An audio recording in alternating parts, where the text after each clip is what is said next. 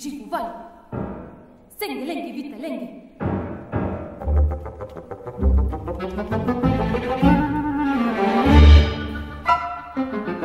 Vesa druški živu vali. Senge lengi vita lengi. Vesa druški živu vali. Senge lengi vita lengi. Vita junkie mo. Vita junkie mo. Lepo malo sami skeptere.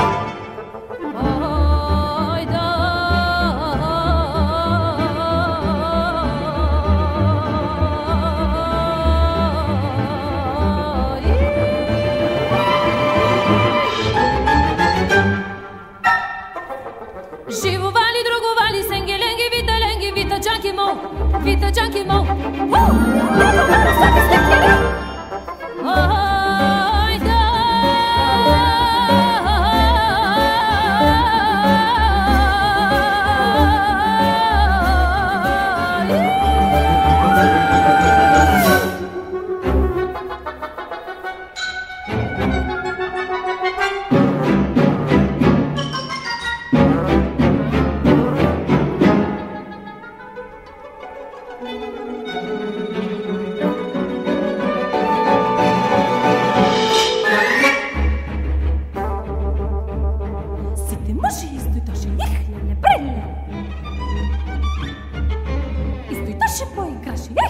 Lele pre. Poigraše papinaše ihle. Papinaše ispadaše ihle. Nakriviše kapočet. Sukаше мусочет. Kapočete пустачет. Могонише, могичете, сете, може, ястой, дальше. Протрежи се до мандалата, още таки паци изпояват, таки чавки изпокрият, чавки изпокрият, таки чавки, таки чавки, таки чавки, чавки, чавки, чавки, чавки изпокрият. Леле бре! За нищо се не скарали, сенгеленги, виталенги, ях, леле бре! Сенгеленги,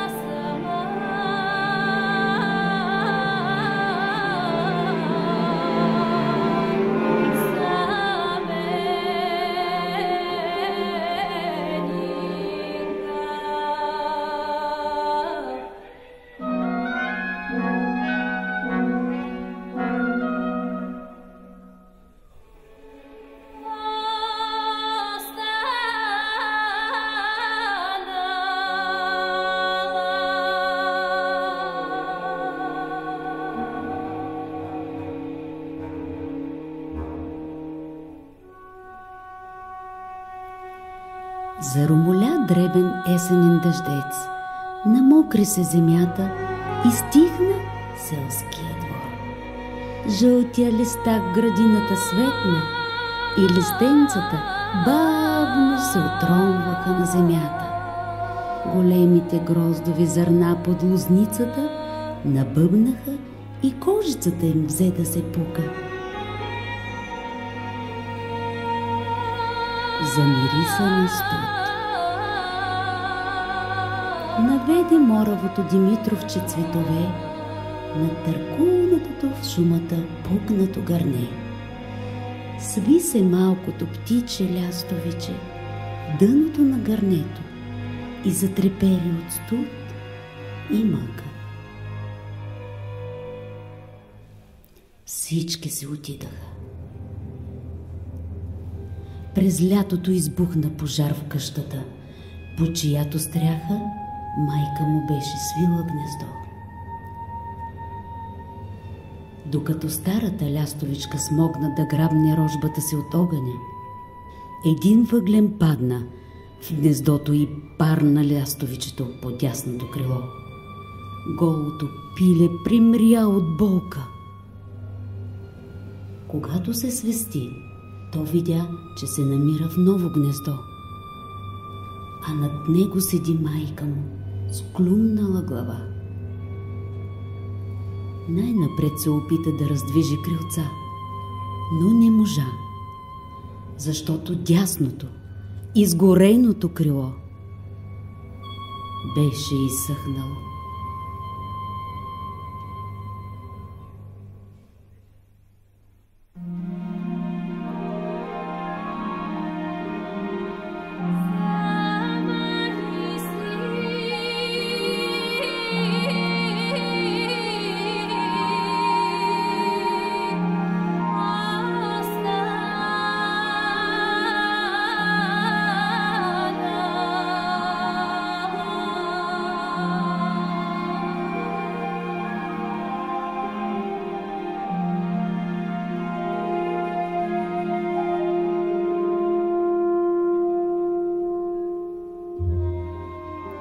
Търкулна се лятото, потъмняха гроздовите зърна, пукнаха се пъпките на Димитровчетата в градината.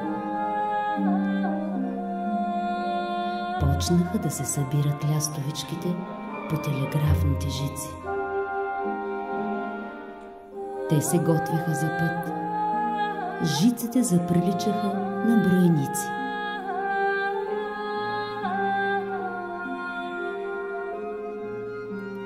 Една сутрин старата лястовичка смъкна своята саката рожба в градината и рече: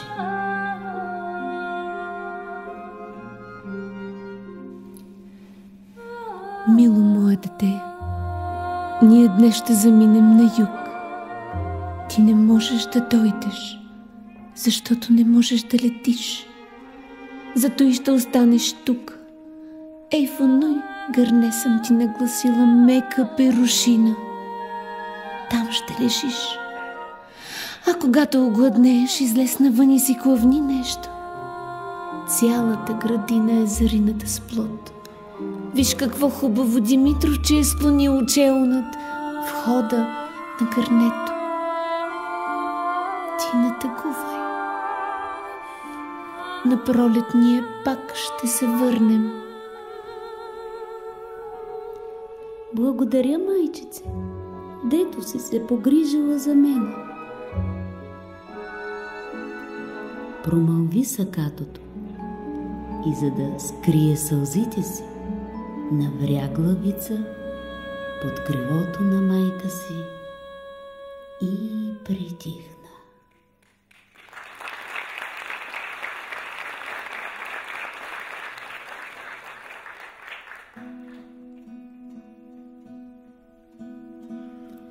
Отлетяха на юг неговите две сестричета. Изгуби се майчицата му в топлите страни. Кой ще го стопли в тая дъждовна нощ? Оставиха го само в дъното на гърнето, защото беше сакато. и не можеше да лети. Всички се отиваха.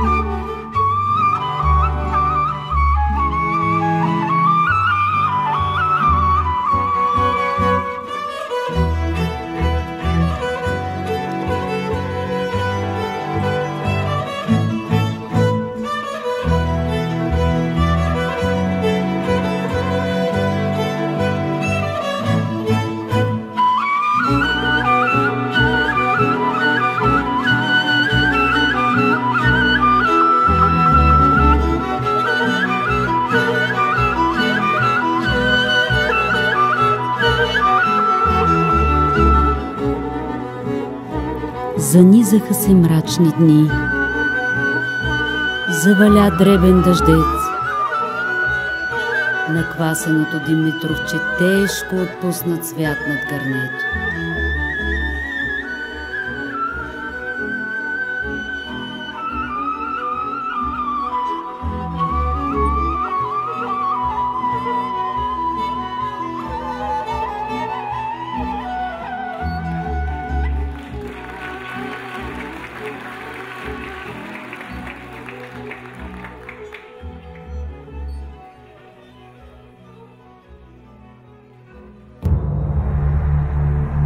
Една дъждовна капка се търкулна по най-долния листец на цвета и се нагласи да падне. Ах, колко съм уморена! Въздъхна тя. Откъде идеш? Попита любопитното лястовиче. Остави се. Голям път изминах. Ида от Великия океан. Там се родих. Аз не съм дъждовна капка. Аз съм сълза. Сълза ли? Каква сълза? Надигна се тревожно лястовичето. Майчина, историята на моя живот е къса. Преди 9 дена, уморена и насълзена лястовичка кацна върху мачтата на един голям океански параход. Аз стоях в дясното око на кахърната птичка.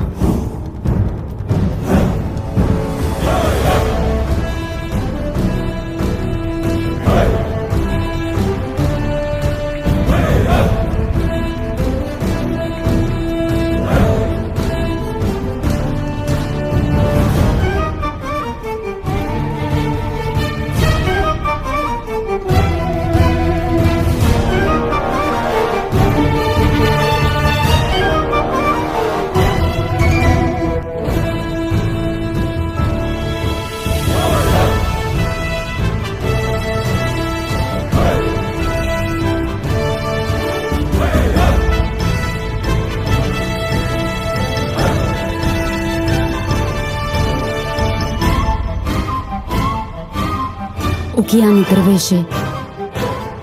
Духаше силен вятър. С немощен глас продума лястовичката на вятъра. Братко ветре, като ходиш над света, ако минеш през България, отбий се при моето сиротно пиле и му кажи да се пази от черния котарак, който се върти в градината. Забравих да поръчам на рожбата си, като тръгнах. Кажи му още, че моето сърце изсъхна от мъка. Къде е твоето лястовиче? Попита вятърът. Остави го в едно пукнато гърне, търкулнато в градината, където цъфтят морови димитровчета.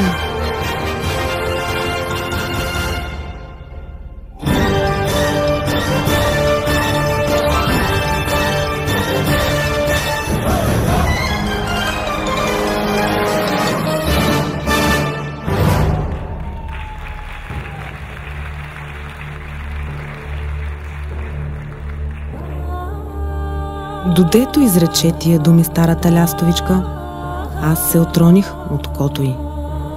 Вятърът ме грабна и ме понесе над света. 9 дена летях. Ето сега паднах на той цвете. Колко съм уморена. Искам да капна и заспя. Сърцето на сакатото лястовиче се обърна. Стана бърже, отвори човка и прегърна отмалялата майчина сълза.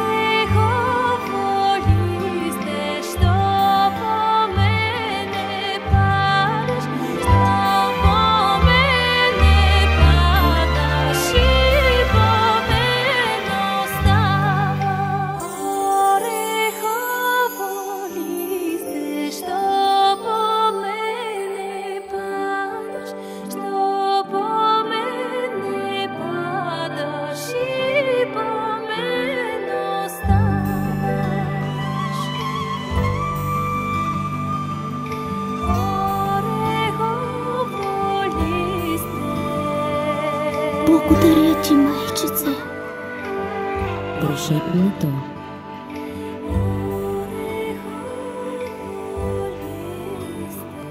Легна се в пирушината и заспа, затоплено от сълзата.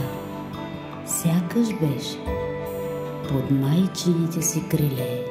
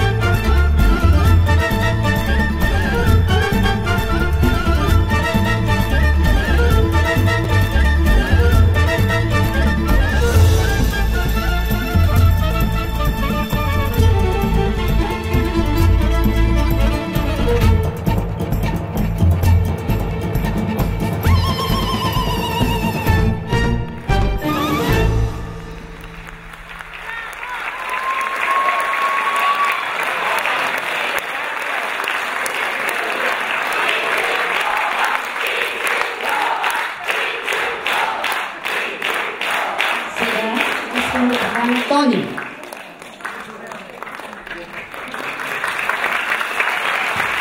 Павел. И още много други, които са за сцената. Но Тони е идеята, е мотора, е всичко това, което видяхте. Благодаря ти, Тони. Славейковци, това бяхме ние. Искам да благодаря за цветята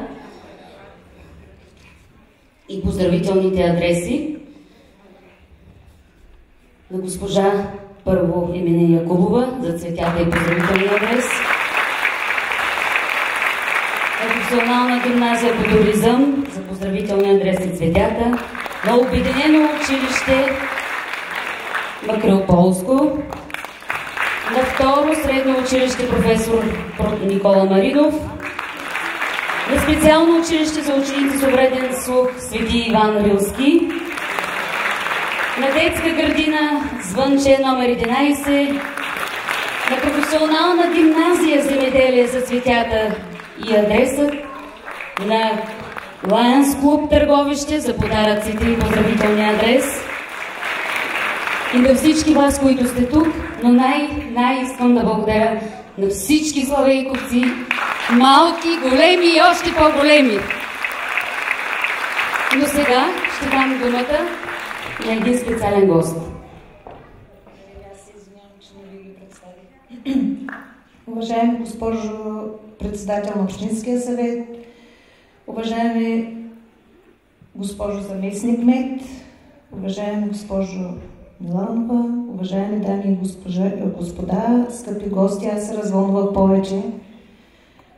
Тук съм от името на Сдружение Велики Преслав История на цял един народ и бих искала да връчим нашите поздравителни адреси. Първо към госпожа Миланова.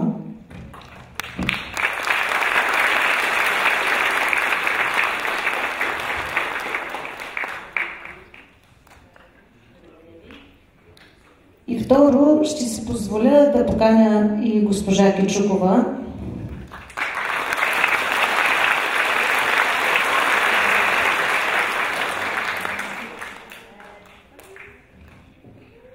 Сигурно ще се запитате защо точно госпожа Кичукова искам да поканя. Ако ми позволите само една секунда. Госпожа Кичукова я познавам повече от 10 години. И искам да я поздравя от професор Евлогиев, от академичната общност на Шуменски университет. Госпожо Миланова, пазете я, ви имате един диамант, шлифован диамант. За нас тя е като почетен доктор. Искаме да ви я отнемем, но тя не се дава. Вързала се е здраво за вашето училище и не можем да ви отмъкнем. Уважаеми деца, честит празник! Вярвайте на вашите преподаватели. Те ще ви покажат креативността, те ще ви покажат пътя към знанието. Разчитайте на тях. Вие сте горди славейковчета.